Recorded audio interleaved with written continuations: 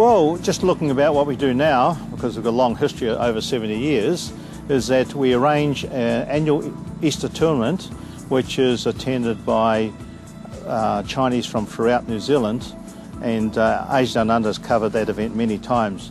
Last event in Auckland, earlier this year, we had nearly 1,000 competitors. So it's getting to be a very big event and looked forward to by our Chinese youth. You know, people might say, you know, that happens every year and you've managed in the past, but we want to make it bigger and better than ever so it attracts more people. It becomes a bigger event and a bigger reunion of the poll tax descent. We've got to make it relevant to a greater cross-section of the descenders. And also, we're trying to encourage the newer migrants to participate in the tournaments as well.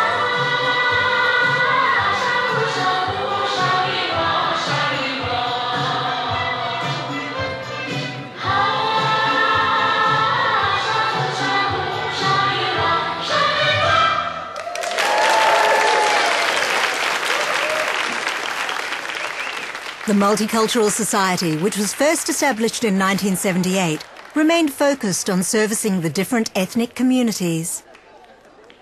1994 is the United Nations International Year of the Family. The Auckland Multicultural Society is holding an exhibition called Focus on Families 1994 at the Auckland War Memorial Museum. Bard attended the launch last week.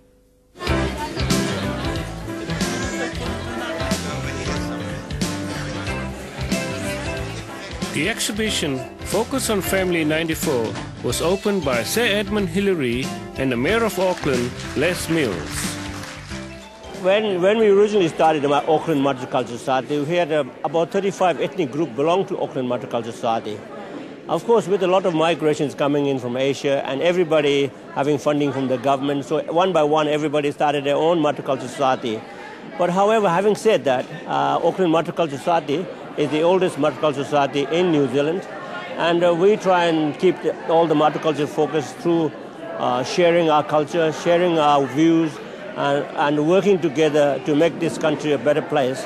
So today we have so many multicultural organizations around the country, but Auckland Multicultural Society is the only one that has been going on for the last 25 years. The change has been quite dramatic. When only a handful of people were here and only a handful of communities, the emphasis seemed to be on cultural events, either food or cultural events, just singing and dancing. But the whole thing has changed as people have settled here more and more. They brought their own stories from with them and their own experiences here. When you come new to the country, there are no infrastructures or migrant settlement factors, so Multicultural Society has all the connections, either in the educational or social and cultural, to make those connections with the mainstream New Zealanders. Many Asia Downunder stories also reported on the work of the Asia New Zealand Foundation. Tonight we formally establish a foundation that will have an immense impact on the future of our children and our grandchildren.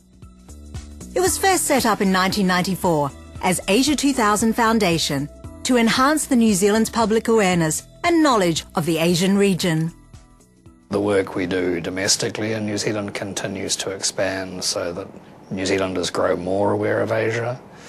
And on the external side, to put a bit more effort into our connections into similar institutions and opinion makers in Asia who may have some idea of New Zealand but who need a bit more.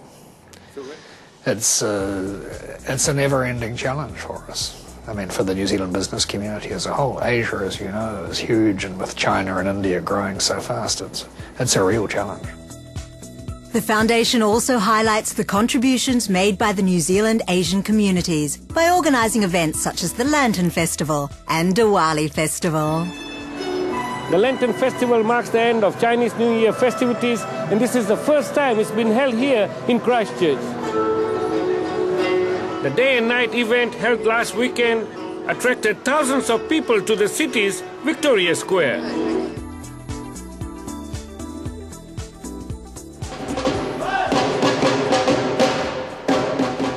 With the weather holding up, this year's crowd is expected to be another record for the Diwali festival. 30 to 40,000 people are expected here today, the crowd outgrowing last year's Gandhi Centre venue, and its increasing popularity threatens to outgrow this venue as well. Festivals are a very easy way of doing that in one way because they're very visual, and they're in Auckland and Christchurch and Wellington, so they're in big centres, and they encourage people to participate.